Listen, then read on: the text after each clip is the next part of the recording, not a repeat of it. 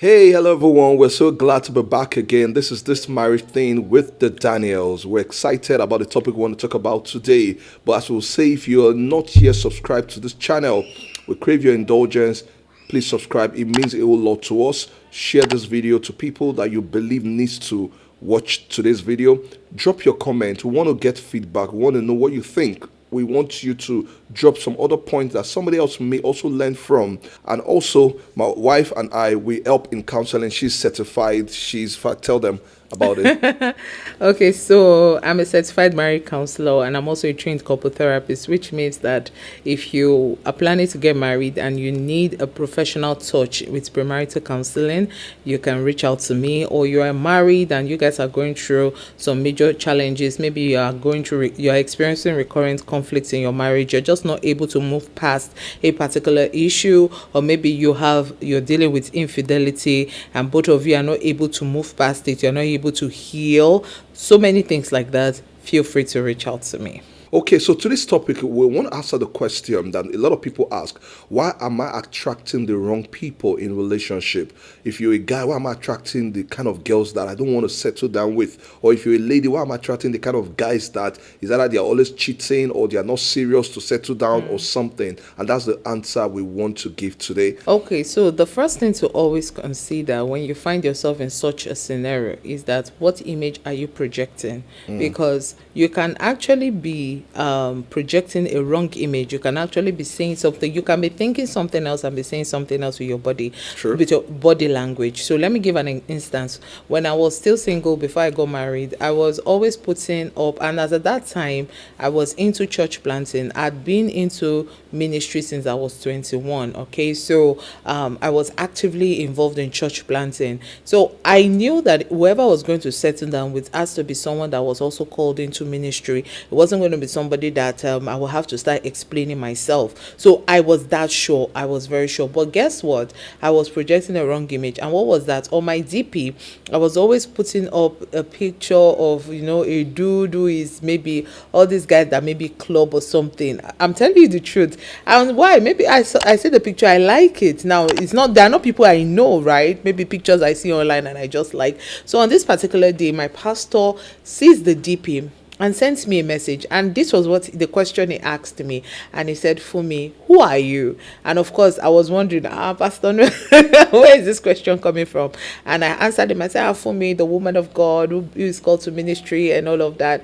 And he said, "Okay, that's what do you believe you're going to do with your life?" I said, "I see myself planting more churches. I see myself going far with this work of ministry and all of that." And I gave him a lowdown of the things that I know I was going to be doing, and he asked me a very smart, intelligent question, which was, the guy that you put on your DP, does it look like someone that will be ready to go with you into those rural areas to do the work of missions and stuff like that?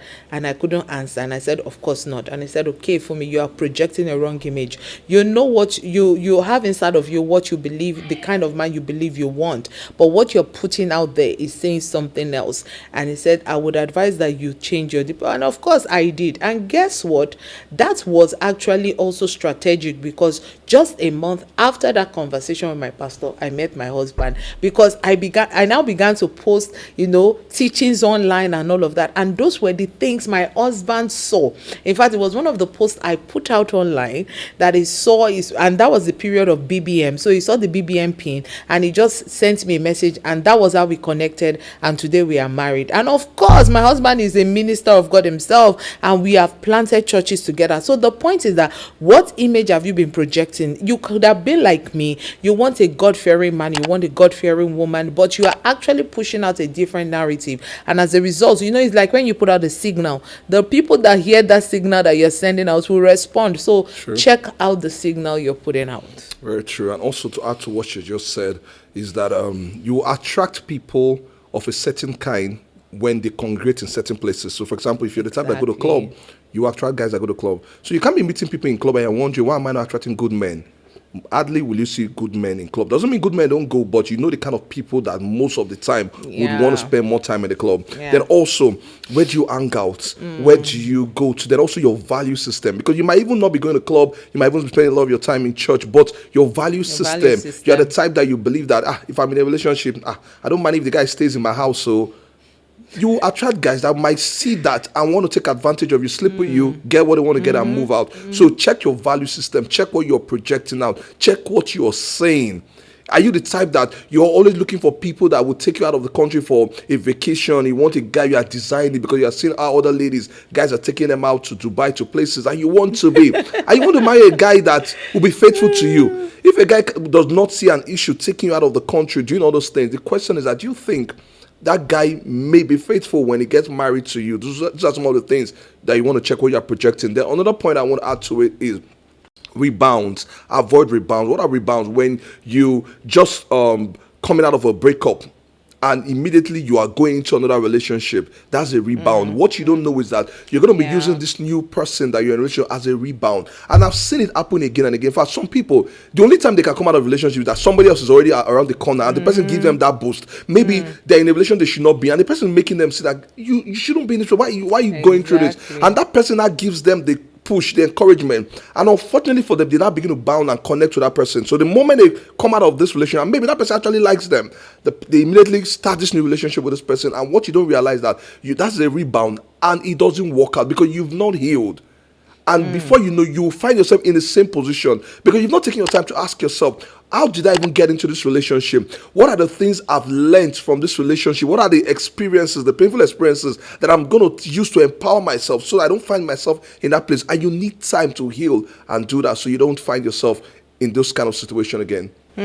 Another very important thing is your mindset. You must always check your mindset. Your mindset vis-a-vis your expectations. Yeah. So a lot of times you might have an expectation of I want to have a great marriage, but your mindset as at that time is that there are really no good men out there, or there are no good women out there, and because of that, and maybe for some people it might be as a result of what you have seen growing up. Maybe you've seen a marriage is packing up. All you've seen is how a husband beats the wife or stuff like that. And because of that, you just tell yourself, you know what, there are no great men out there. So you have to check your mindset. Yeah. You cannot be expecting good and at the same time you are thinking bad. It doesn't work that way. Your mindset is actually a reflection of what you have constantly fed your mind with. Sure. And your mindset impacts on the outcome of your life. So you must check that. You must check your expectation. You must ask yourself, do I really want a great marriage? If you have that mindset that you want a great marriage, the next thing you should do is to begin to look around you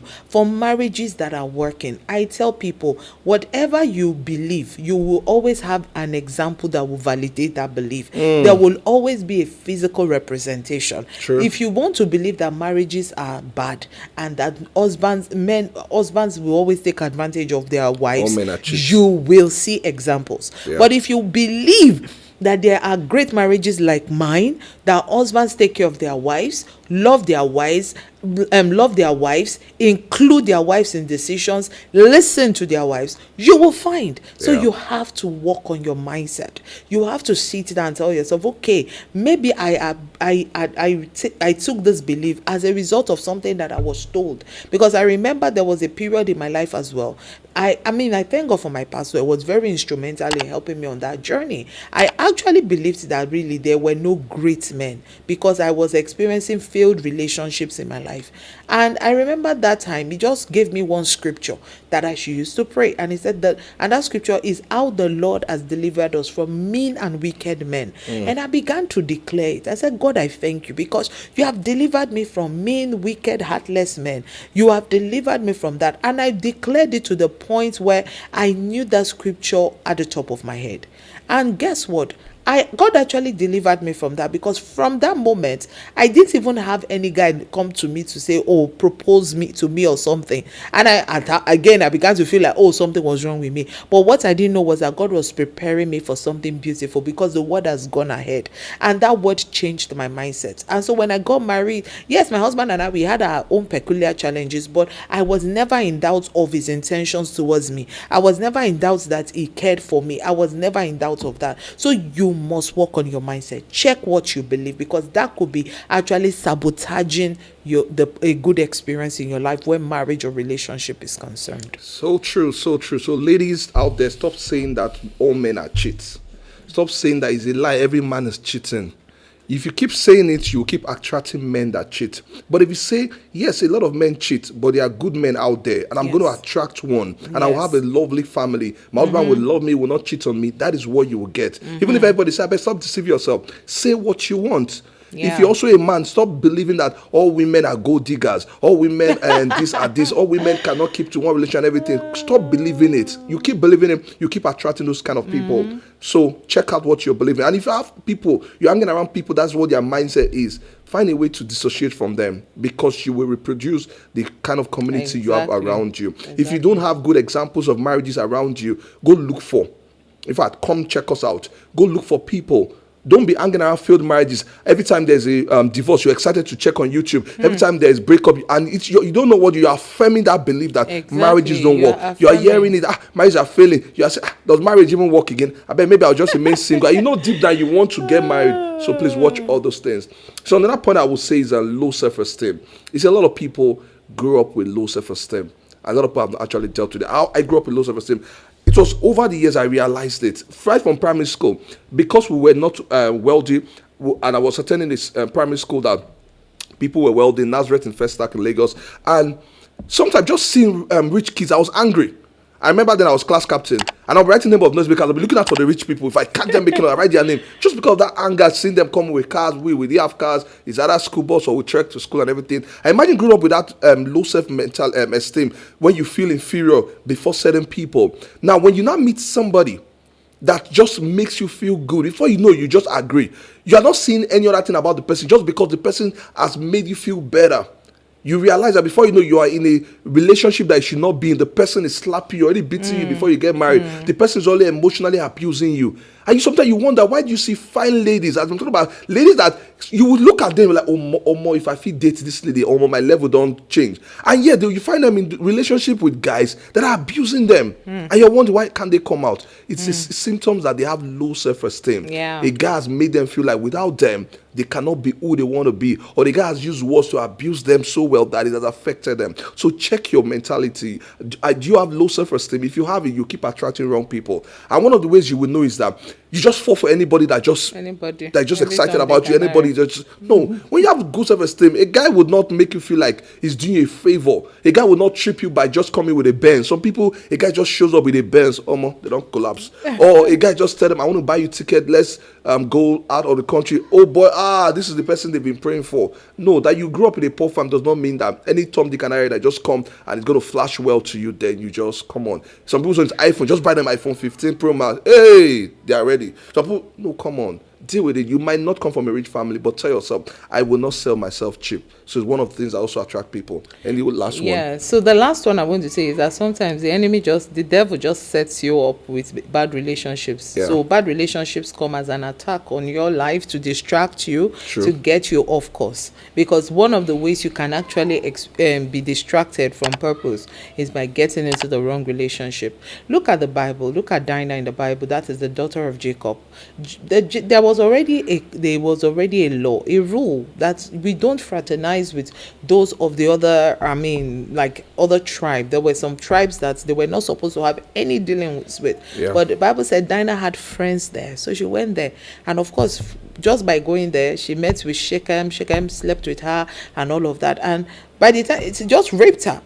And that created a problem because our brothers could not deal with it. And the brothers waited for an opportune time, just waited for when she came and the father came to propose to her that now that this has been done, let my son get married to your daughter so that there can be a close relationship between us. But the brothers don't have it. And the Bible said that they went and they cleared the entire family. They cleared all the men. And that created a major issue. So the point is that sometimes relationships just come to just upset and just scatter your life. Yeah. So you have to be very discerning. You have to be very discerning. You have to look at this relationship. It's not pushing me towards God. It's not pushing me towards things that will build my life. It's not helping my mindset. True. Whenever you're with this person, you're not feeling yourself. You're not feeling happy. Yes, you might like all the good things the person is doing for you, but that's as far as it goes. By the time you're alone, deep within you, you have those deep thoughts. You feel empty. You feel empty, you feel lonely, you feel tired, you feel so, all those things. sometimes that is just the setup from the enemy. So what do? When you find yourself in such a situation, run away. Even the Bible says is flee from every appearance of evil. Run, because your life depends on it. Yeah. All right.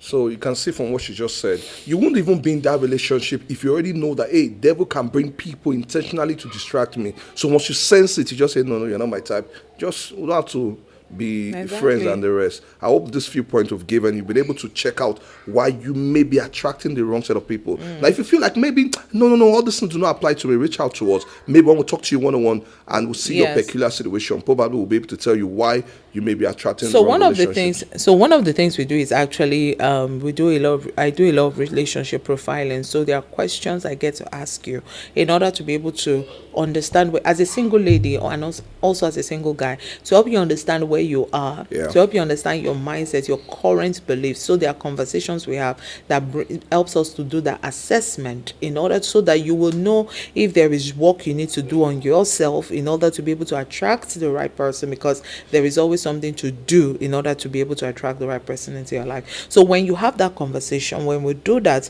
it sets you on the right course, it sets you on the right journey. So if you are in that category, please don't use your life as an experiment. I beg you, reach out so that help can be rendered. Very true. Don't forget that relationship, marriage, it has to do with destiny. You marry the wrong person, your life can just go down.